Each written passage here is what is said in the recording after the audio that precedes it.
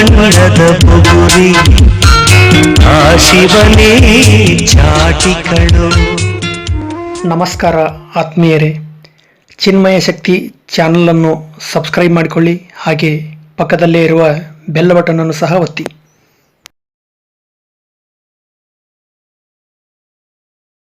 The first thing relates to free food grain. Free food grain supply to all migrants for the next 2 months. How is this? You're aware, we had already announced that for the public distribution system based, card based people who get their regular quota of rice or wheat and in their residences, we had added free 5 kgs for them, either of rice or wheat, and also said 5 kgs per individual, but per card 1 kg of pulse was announced earlier, and that additional 5 per month kg of wheat or rice was being given free. That was made clear.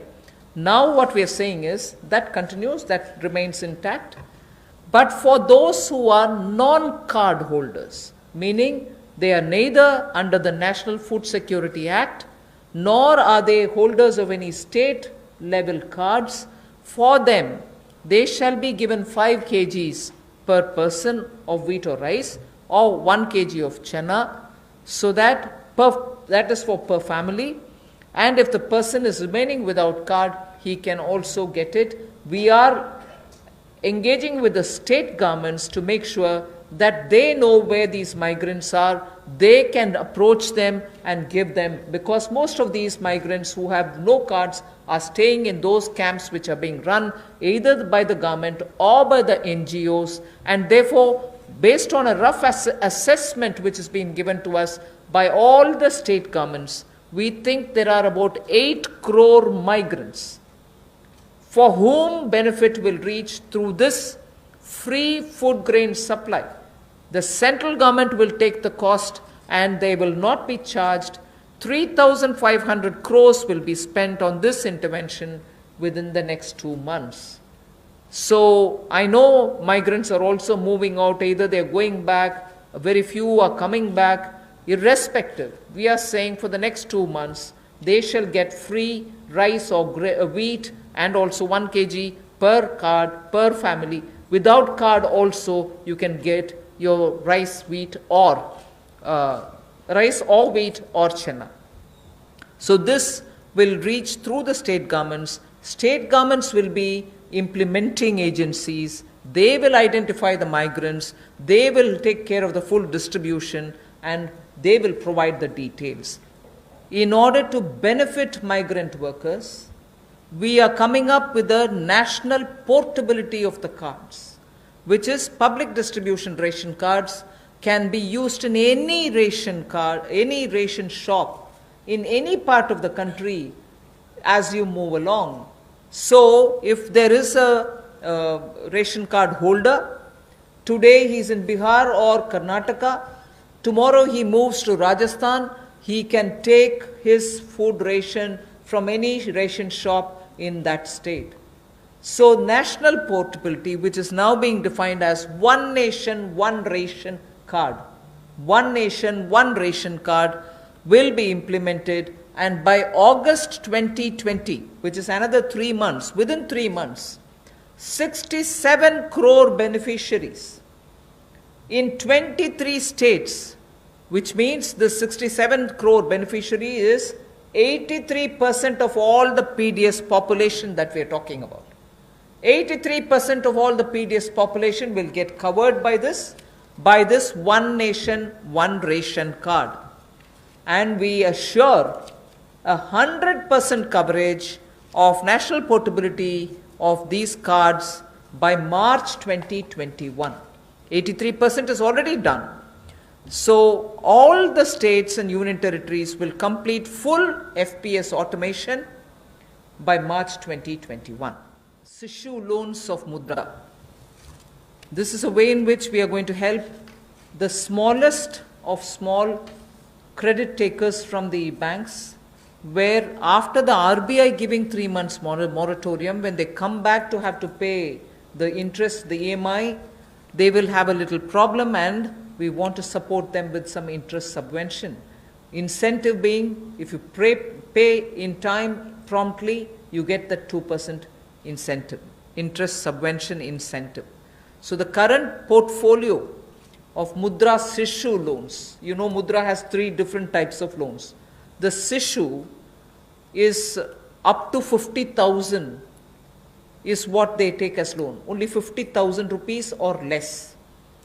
People who have taken loans 50,000 or lesser, after the 3-month moratorium, when they come back to paying the EMIs, will have for the next 12 months an interest subvention support which will be of 2%, and that support will entail a total relief of 1,500 crores, which is for all the Sishu loan holders. Now, I just want to give you a broad indication of number. I don't think it's possible for me to straight away tell you the exact number, but I can indicate to you, because up to 50,000 will mean some people will have 10,000, some might have 15,000, some others might have 20. So actually, to get the actual number of beneficiaries, I might need a little more time, but roughly, if this outstanding is 1.62 lakh crores, if the total outstanding of Sishu loans under the Mudra category is 1.62 lakh crores, and on the assumption that all of them have taken 50,000, the maximum limit, it will be something like 3 crore, more than 3 crore people. And therefore, if this 3 crore is a conservative estimate, it can be slightly more than that. It will benefit. This 2% interest subvention will benefit about 3 crore people who are beneficiaries of the Mudra Sishu loan. I'm not talking of all the 3 categories, only the Sishu category, which means 50,000 or less loans. The next step is towards street vendors, for whom we are giving a special credit facility for about 5,000 crores of rupees. This is going to be because most of their livelihood has been adversely affected. Street vendors have not been allowed to do anything during the lockdown, and therefore within a month the government will launch this special scheme which will facilitate easy access to credit for all the street vendors. And when I say all the street vendors, there are 50 lakh street vendors as per one estimation which comes from all the state governments. 50 lakh street vendors will be able to avail of the 5,000 crore special credit facility, through which once the lockdown is lifted, they can start their business back, they can buy their products to sell, and so on. So 50 lakh street vendors will be taken care of. We are giving an initial working capital of up to 10,000 rupees. And for this, we expect a liquidity provision of 5,000 crores will be made by the government. Now I'm talking about affordable rental accommodation for the migrant workers or the urban poor. Government has plans to launch, and very quickly it shall launch under the PM Awas Yojana for the migrant labor and urban poor, a particular scheme of affordable rental housing scheme, whereby we have 3 different ways in which we want to achieve it. We are asking incentivizing manufacturing units, industries, institutions and associations to, on their private land, build and develop affordable rental housing complexes. And we are also converting a lot of government funded housings in major cities which are remaining vacant into affordable rental housing accommodation. They can become affordable rental housing complexes, and this shall be done on a PPP mode through concessionaire agreements, through which they can invest somewhat some money to keep it up, and also somewhat some money to make it ready, and then derive the rental, like the way the roads have, the toll little collections. Similarly, here they can collect small amount of rent and make some arrangement. Incentivizing also state governments to do the same. Central government organizations will also undertake in similar lines. The detailed guidelines will come from the ministry sooner. So urban migrants, urban poor now can look forward to having at least some basic rental accommodation for themselves. Here we are talking about the Campa funds, about which all of us know. We are not creating a new scheme or anything, but these Campa funds which have been lying in various states have now been given a push. 6,000 crore rupees worth projects have already come, proposals have come from states. They are getting approved in the next 10 days. What it shall do for tribals and Adivasis, it will generate employment, because this 6,000 crores proposals which have come from the various states speak of employing people, particularly the tribal and the Adivasi people, for afforestation and plantation related works, for artificial regeneration and also for assisted natural regeneration, and forest management, forest protection, forest wildlife related infrastructure development, wildlife protection and management, and so on. So this is something which the states have actively come forward with proposals which are only about 6,000 crores now, but we have understood from them many more such proposals are waited, and that shall immediately create a lot of jobs, considering that monsoon is fast approaching. This is the time when all these vriksharopan and other things happen, and therefore this scheme is given a special push so that the tribals and Adivasis will have some money in their hands by joining in these work. Somewhat to an extent, some states also want to extend it to semi-urban areas and utilize this fund. That is something which the central government and the environment ministry will take care of addressing it. So semi-urban and partly fringes of urban areas, if they want to use it, it's up to the states and the environment ministry. But largely, this is going to generate employment for the tribals and Adivasis, for forestry related work and forest infrastructure related work, 6,000 crore to start with. We are providing a 30,000 crore additional emergency working capital fund through the NABARD. And this is essentially a refinance support which the NABARD gives. You may ask me if it is something which is new. NABARD does this already. Yes, it does. 90,000 crore is annually the average they spend on this. We are now putting an additional 30,000 crore.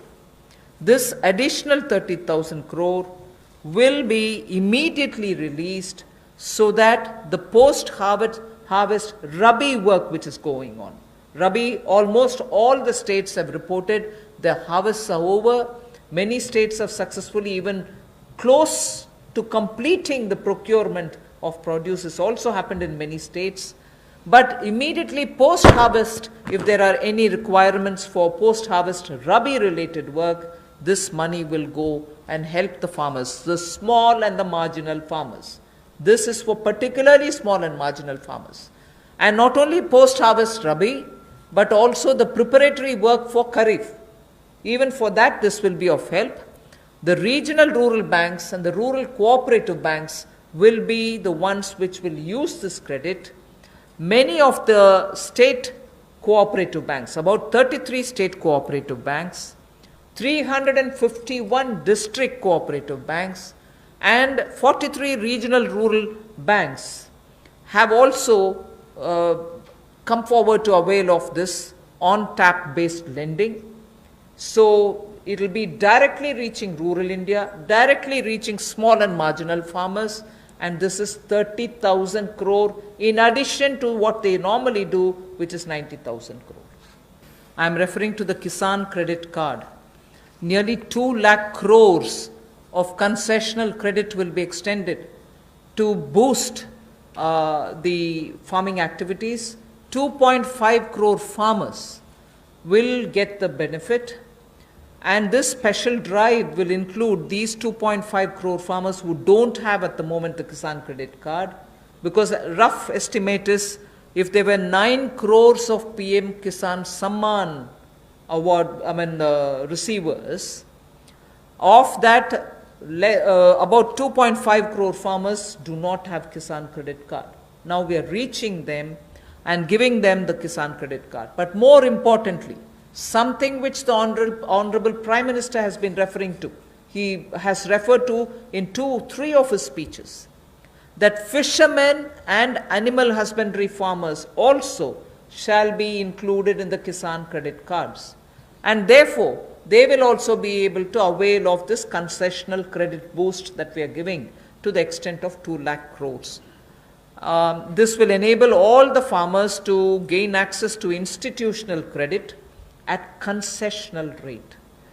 2.5 crore is the farmer number that I've given you, who will be covered.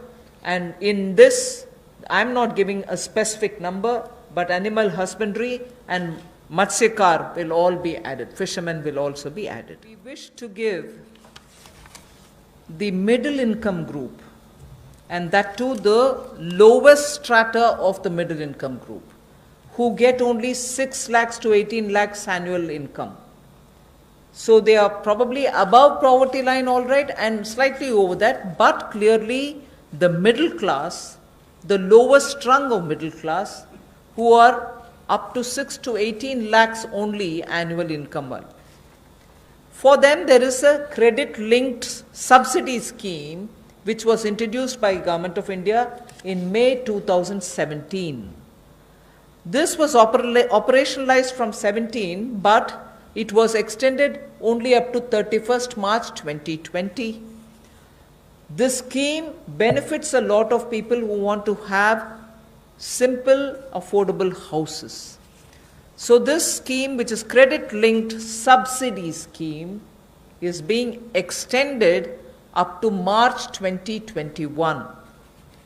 Government will extend this scheme, and we think over and above over 3.3 lakh crores of 3.3 lakh families which benefited till now, 3.3 lakh families which benefited till now, will now additionally have another 2.5 lakh middle income families which will join in by this 1-year extension that we are offering.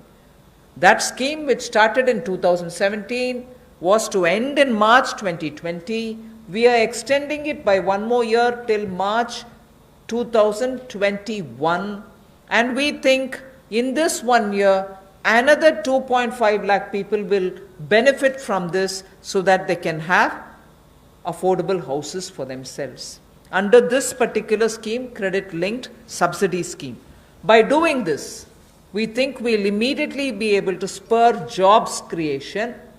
Immediately the demand for steel, cement, and also transportation, heavy-duty transportation, will all improve.